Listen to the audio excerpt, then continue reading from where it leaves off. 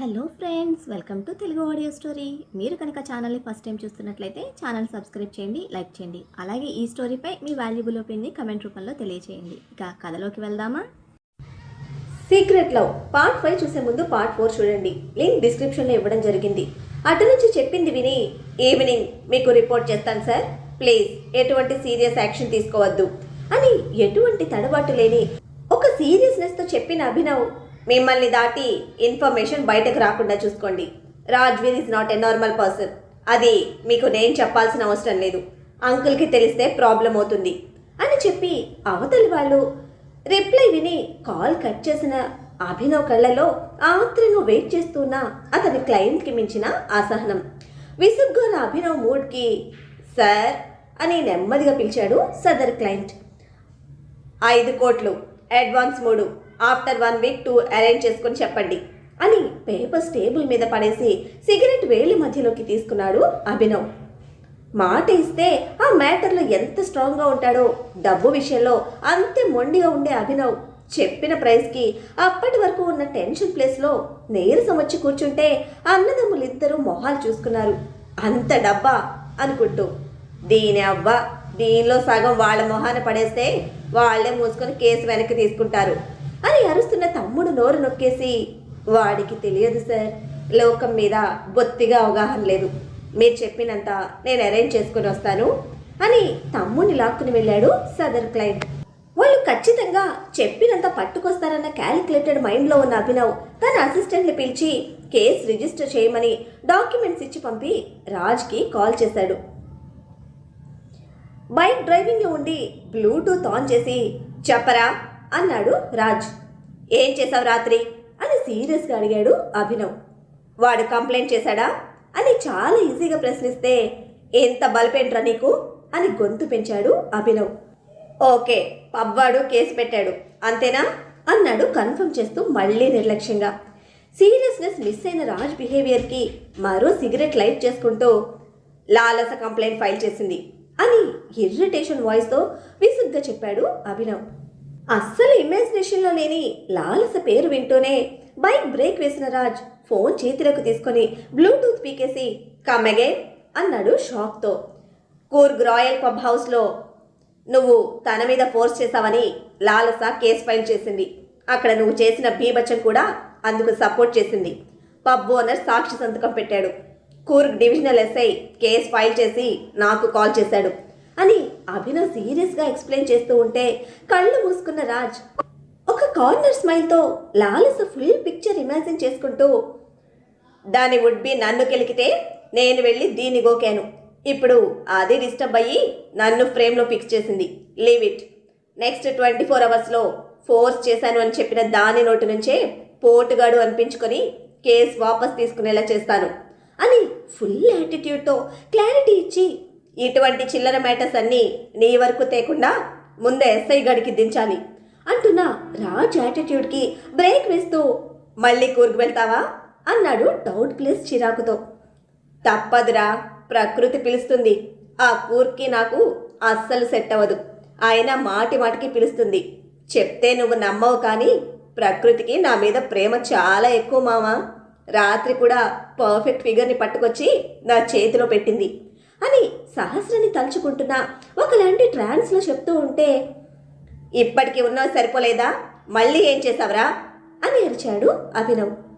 ఇంతవరకు ఏం చేయలేదు మామా, ఇక మీదటే చేయాలి అంటూ మళ్ళీ రైడ్ స్టార్ట్ చేసిన రాజ్ టెన్షన్ పడుతున్న అభినవ్ అరుపులకి, ఓరే మామా, నీ మంచి కోసం చెప్తున్నా, ఫస్ట్ ఆ బీపీకి మంచి ఫిగర్తో మెడికేషన్ స్టార్ట్ చేయి.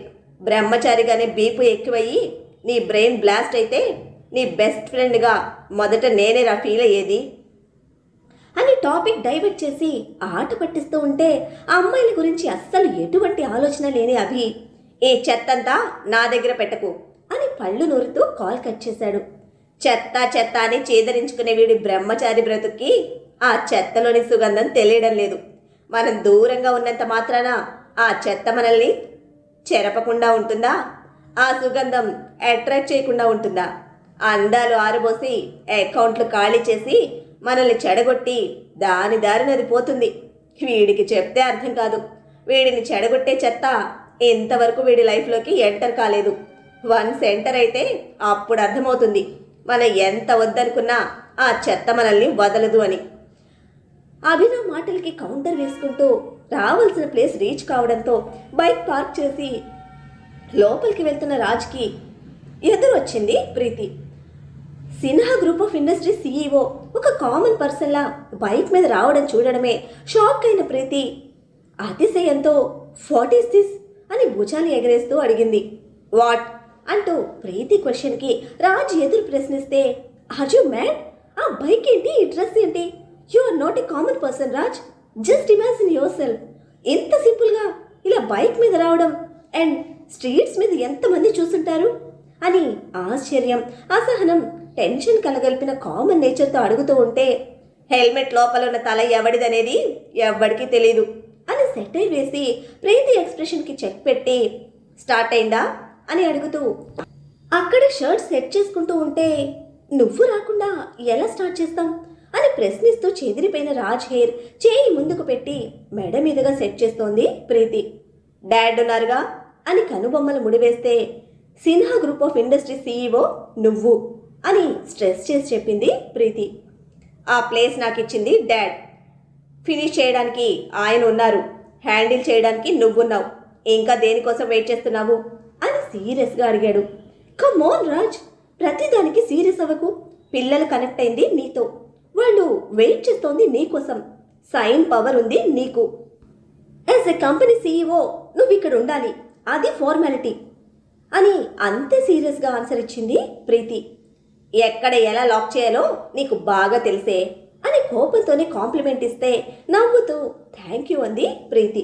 రాజ్తో క్లోజ్గా ఉండడమైనా, కోపం చూపించడమైనా, కేరింగ్ తీసుకోవడమైనా ఎటువంటి ఫిజికల్ కనెక్షన్ లేకుండా ఒక ప్యూర్ ఫ్రెండ్షిప్ రిలేషన్లో ఉన్నది కేవలం ప్రీతి మాత్రమే. School time friend Preethi. అప్పటి నుంచి ఇద్దరి మధ్య బాండింగ్ అలాగే చెక్కు చెదరకుండా ఉంది. Always she is Raj best friend. Abhinav and Preethi వీళ్ళిద్దరూ మాత్రమే రాజ్ని కంట్రోల్ చేయగలిగేది. రాజ్తో ఆల్వేస్ కనెక్టెడ్గా ఉండేది.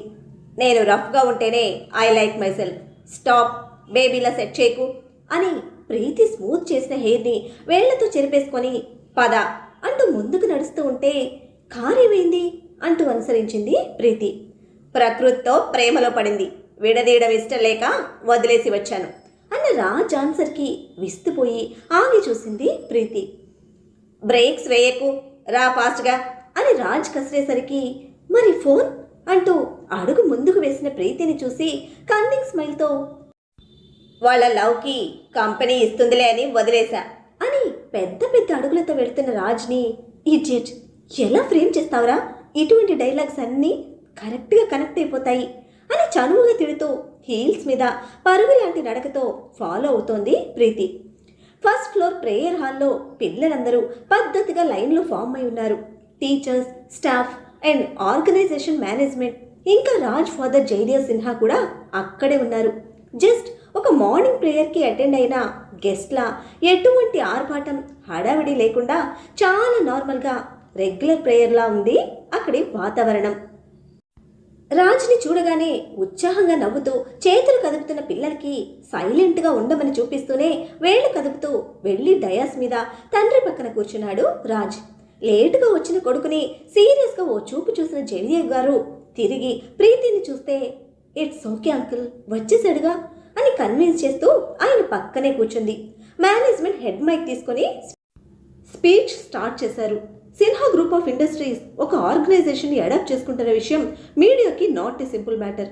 బట్ చేసే పని మీద శ్రద్ధ, ఆ పని పట్ల బాధ్యత మాత్రమే ఉంటే చాలు అని ప్రగాఢంగా విశ్వసించే తండ్రి మాటకి కట్టుబడి ఉంటాడు రాజ్.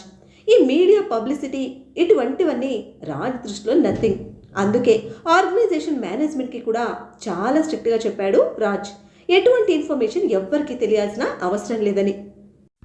పిల్లలకి ఎటువంటి డైవర్షన్ ఉండకూడదు, వస్తాం ఫార్మాలిటీస్ కంప్లీట్ చేసి వెళ్ళిపోతామని. దీనికి సంబంధించిన ప్రాసెస్ మొత్తం ఒక లాయర్గా అభినవ్ పర్సనల్గా చూసుకున్నాడు. ఆ ఫార్మాలిటీస్ అన్నీ 2 days బ్యాక్ కంప్లీట్ అయ్యాయి. రైట్ నౌ కేవలం పిల్లలతో ఇంటరాక్ట్ అవ్వడానికి మాత్రమే రాజ్ తండ్రితో కూడా అక్కడ ఉంది. మేనేజ్మెంట్ చెప్పాల్సింది చెప్పి సార్ ప్లీజ్ రండి అని రాజుని చూస్తూ మైక్ ఆఫర్ చేసింది. లేచి మైక్ తీసుకుని పిల్లలందరినీ చూసి నవ్వుతూ మైక్ తండ్రి చేతిలో పెట్టాడు. పళ్ళు బిగించి చూశారు జయదేవ్. వాటన్నిటికీ ఎప్పుడూ అలవాటు పడిన రాజ్ ఏమాత్రం ఆయన కోపాన్ని పట్టించుకోకుండా అదే నవ్వు మెయింటైన్ చేస్తూ కూర్చుంటే ఇక తప్పక బాధ్యత అనుకుని లేచారు జయదేవ్. వయస్సు అనుభవంతో ఆయన చెప్పేది పిల్లలందరూ శ్రద్ధగా వింటూ ఉంటే ఒక చెవి అటు పడేసి ఫోన్లో లాలసతో చాట్ చేస్తున్నాడు రాజ్. ఏం చేస్తున్నావురా అని చెవిలో చిన్నగా నసికిన ప్రీతికి లాలస బికినీ ఫొటోస్ చూపించి బిజీగా ఉన్నా డిస్టర్బ్ చేయకు అనడంతో కళ్ళు నోరు రెండు మూసుకొని కోపంతో మీటింగ్ మీద ఫోకస్ చేసింది ప్రీతి. జయదేవ్ గారి స్పీచ్ ఫినిష్ అయ్యేటప్పటికీ లాలసతో టైం ఫిక్స్ చేసుకున్న రాజ్ నెక్స్ట్ పిల్లలతో జాయిన్ అయ్యాడు. ఒక మనిషిలో ఎన్ని షేడ్స్ ఉంటాయో అంచనా వేయడానికి కూడా అందని క్యారెక్టర్ రాజ్. పిల్లలతో ఫ్రెండ్లీగా మూవ్ అవుతున్న రాజ్ని ఆదమర్చి చూస్తోంది ప్రీతి. జయదేవ్ గారు కూడా రావడంతో పిల్లలతో కలిసి ముగ్గురు అక్కడే బ్రేక్ఫాస్ట్ ఫినిష్ చేశారు. రెగ్యులర్గా hygiene and health diet follow చేసే ప్రీతికి ఇలా నార్మల్ రొటీన్ ఫుడ్ తీసుకోవడం ఇబ్బందే. బట్ రాజ్తో ఉన్నప్పుడు అటువంటివన్నీ కుదరవు. అందుకే వీలైనంత వరకు ఫ్రూట్స్ అండ్ మిల్క్తో మేనేజ్ చేసింది ప్రీతి. ఆఫ్టర్ 1 అవర్ మేనేజ్మెంట్తో కూర్చున్నారు జయదేవ్ ఇంకా ప్రీతి. అడాప్షన్ ఫార్మాలిటీస్ ఫినిష్ చేసిన డాక్యుమెంట్స్ మీద అఫీషియల్గా సైన్ చేశాడు రాజ్. ఎవ్రీ మంత్ మీరు ప్రీతికి రిపోర్ట్ చేయాలి. She is the responsible person for all this. ఎప్పుడు ఎటువంటి డౌట్స్ ఉన్నా, నీకు ఏదైనా ప్రాబ్లం జనరేట్ అయినా మా ఫ్రెండ్ అభినవ్ని కాంటాక్ట్ చేయండి. మా డాడ్ ఎప్పుడు టచ్లోనే ఉంటారు. ఎనీ టైం మాట్లాడొచ్చు. ఫీల్ ఫ్రీ అని అప్పటి వరకు ఒక బిజినెస్ మ్యాన్లా, ఒక కోటీశ్వరుల్లా కాకుండా ఒక కామన్ పర్సన్లా చెప్పి రాజ్ లేచి నిలబడి అందరినీ చూస్తూ, బట్ ఎక్కడ ఎటువంటి చిన్న మిస్టేక్ కూడా ఉండకూడదు. ఏ చిన్న మిస్టేక్ జరిగినా అస్సలు ఎక్స్క్యూజ్ చేసేదే లేదు అని పెద్ద చిన్న తేడా లేకుండా మేనేజ్మెంట్కి వేలు చూపించి వార్నింగ్ ఇచ్చి ఇక వాళ్ళ రెస్పాన్స్తో పని లేనట్టు బయటకు వచ్చేశాడు రాజ్. నువ్వు మాట్లాడు ప్రీతి, ఇప్పుడే వస్తాను అంటూ కొడుకు వెనకే గబగబ బయటికి వచ్చారు జయదేవ్. రాజ్ అని పిలుస్తూ వస్తున్న ఆయన అరుపుకి ఆగి, ఇప్పుడు క్లాస్ పీకడానికి వస్తున్నారా అని ఫోర్ హెడ్ వేళ్లతో రబ్ చేసుకుంటున్నాడు రాజ్ విసుగ్గా. ఇప్పుడు నువ్వు వెళ్ళి పొడిచేదేముందని సీరియస్గా నిలదీస్తూ, ఇంటికి రా, ఒకసారి మీ అమ్మ నీతో మాట్లాడాలంట అని చెప్పారు జయదేవ్. ఆయన చెప్పిన దానికి ఒక ఐబ్రో రైజ్ చేసి క్వశ్చన్ మార్క్ ఫేస్తో సీరియస్గా చూస్తూ ఉంటే, ఏంట్రా చూపు, వస్తేనేగా తెలిసేది మాట్లాడేది దేని గురించో అని దబాయించి వెళ్దాన్రా అని అంటే అనీసీ ఫీల్తో హెడ్ నోట్ చేస్తూ, డాడ్ నాకు అస్సలు కుదరదు, ఇప్పుడు ఈవినింగ్ వస్తాను. అమ్మ చెప్పింది నాకు చెప్పారుగా, ఇప్పుడు నా మాట తీసుకెళ్ళి అమ్మకు చెప్పండి అని డైలాగ్ కొట్టి ప్రీతి చెప్పడంతో దీపక్ అరేంజ్ చేసిన కారులో వెళ్ళిపోయాడు రాజ్. ఉడుకు కోపంతో కొడుకు మీద పళ్ళు నొరుతూ ప్రీతి దగ్గర గొల్లుమన్నారు జయదేవ్. అంకుల్, ఎక్కడికి పోతాడు వాడు? మీకు రెస్ట్ ఇచ్చి బిజినెస్ మొత్తం వాడు ఒక్కడే హ్యాండిల్ చేస్తున్నాడు. అలాంటప్పుడు ఆ మాత్రం బిజీగా ఉంటాడు అని ప్రీతి కన్విన్స్ చేస్తూ ఉంటే, నువ్వు ఒక్కదానివి చాలు వాడిని చెడగొట్టడానికి. అక్కడికి ఏదో దేశాన్ని మొత్తం ఏలుతున్నా బిల్డప్ ఇస్తున్నావు. నేను చేయలేదా అంతటి బిజినెస్? నేను ఇలాగే ఫ్యామిలీని వదిలేసి తిరిగానా అని ప్రశ్నిస్తూ ఉంటే ప్రీతి ఫేస్ డల్ అయింది. వాడినేమన్నా అంటే మాత్రం ఒప్పుకోవు అంటూ ప్రీతి కోసం ఆవేశం తగ్గించుకొని, ఇప్పుడు ఇంటికి వెళ్ళి నేను మీ ఆంటీకి ఏం చెప్పాలి అన్నారు విసుగ్గా.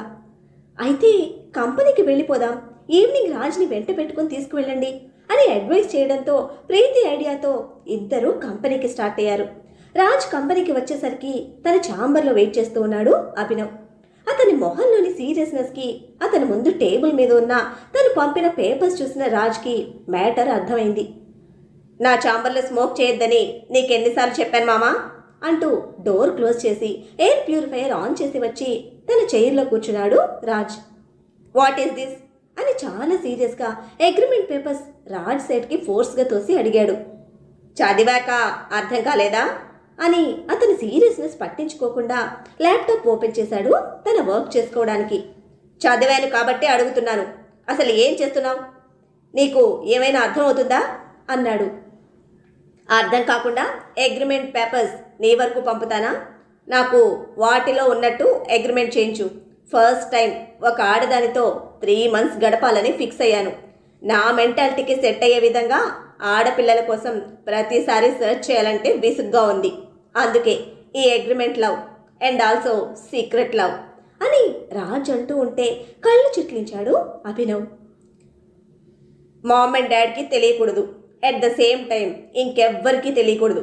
సైన్ చేసే దానికి, అగ్రిమెంట్ ప్రిపేర్ చేసే నీకు అండ్ తనతో ఈ 3 months ఎంజాయ్ చేసే నాకు తెలిస్తే చాలు అని ఫిక్స్ చేశాడు. ఆడపిల్లైతే సరిపోతుందా? ఇంకేమీ అక్కర్లేదా? అసలు దీనిని లవ్ అనరు, ఇంకా వేరే ఏదైనా పేరు పెట్టాలి. మెంటలారా నీకు? ఎందుకు ఇలా ఆలోచిస్తున్నావు? అసలు ఆ అమ్మాయి ఎవరు? తనతో నేను మాట్లాడతాను. అసలు ఇటువంటి ఒక రిలేషన్కి ఎలా తను ఒప్పుకుంది అని పళ్ళు బిగించి కచ్చిగా అరిచాడు అభినవ్. అతని ఇరిటేషన్కి చేస్తున్న వర్క్ ఆపేసి సూటిగా చూస్తూ, నా అవసరానికి ఆడపిల్ల అయితే చాలు. నాకు క్యారెక్టర్తో పని లేదు. కావలసినంత అందం ఉంది. దాన్ని మెయింటైన్ చేయగలిగే క్యాపబిలిటీ ఫిజికల్గా అండ్ ఫైనాన్షియల్గా నాకుంది. ఇది అంతకన్నా ఎక్కువ. పైగా నా కోసమే అన్నట్టు పైనుండి ఊడిపడిందిలే అని సహస్ర దొరికిన సిచ్యువేషన్కి రిలాక్స్ ఫీల్తో స్మైల్ చేస్తూ, ఎక్కువ టెన్షన్ తీసుకోకు మామా, ఈవినింగ్కి అగ్రిమెంట్ ప్రిపేర్ చేసి తరంకి ఇచ్చేయి అని అభినవ్ కోపం పట్టించుకోకుండా తన డెసిషన్ చెప్పి మళ్ళీ వర్క్ స్టార్ట్ చేశాడు. అరిచినా బెదిరించినా ఇంకా యూస్లెస్ అని అర్థం చేసుకున్న అభినవ్, హూ ఈజ్ షీ అని అడిగాడు లేచి నిలబడుతూ. డోంట్ నో అని ఎక్స్ప్రెషన్లెస్ ఫేస్తో వర్క్ చేసుకుంటూ చెప్పాడు. ఎక్కడి నుంచి వచ్చింది? Don't know. తన ఏజ్? Don't no.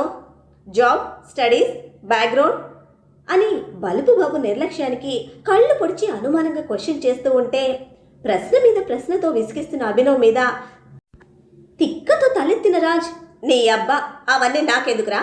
దానికి ఏమైనా జాబ్ ఇస్తున్నానా? జస్ట్ నా బాడీలో జనరేట్ అయ్యే హీట్కి అది ఒక కూలింగ్ మెషిన్. దానికి వీటితో పని లేదు. ఇన్ఫ్యాక్ట్ దానికి కూడా వీటి అవసరం లేదు. మా ఇద్దరికి ఏం కావాలో మాకు ఒక క్లారిటీ ఉంది అని భీభత్సమైన ఇరిటేషన్తో క్లారిఫికేషన్ ఇచ్చి, వెళ్ళి అగ్రిమెంట్ పని చూడు అని ఆర్డర్ వేశాడు. బాబు బలుపు అరుపులకి రోల్ చేసిన పేపర్స్ చేతిలో పిసికేస్తూ, అట్లీస్ట్ నేమన్నా తెలుసా అని అడిగాడు పళ్ళు బిగించి. తెలీదు అన్నట్టు తల కదుపుతూ తలెత్తి చూసిన రాజ్ కళ్ళలో అసహనం. బ్రెయిన్ పనిచేస్తుందా నీకు? అసలు పేరు కూడా తెలియకుండా నీ లవ్ అగ్రిమెంట్ ఎలా ప్రిపేర్ చేయాలి అని మండిపడ్డాడు అభినవ్. పాపం మన బలుపు బాబు తిక్కకి తిక్క లేచినట్టుంది అభినవ్కి. మరి ఇప్పుడు అగ్రిమెంట్ ప్రిపేర్ చేస్తాడా? అసలు ఈ అగ్రిమెంట్ క్లాసెస్ అండ్ కండిషన్స్ ఏమిటి? వింటున్న అభినవ్కి తిక్క రేగుతూ ఉంటే ఇంట్లో ఉన్న సహస్ర పాప పరిస్థితి ఏమిటో.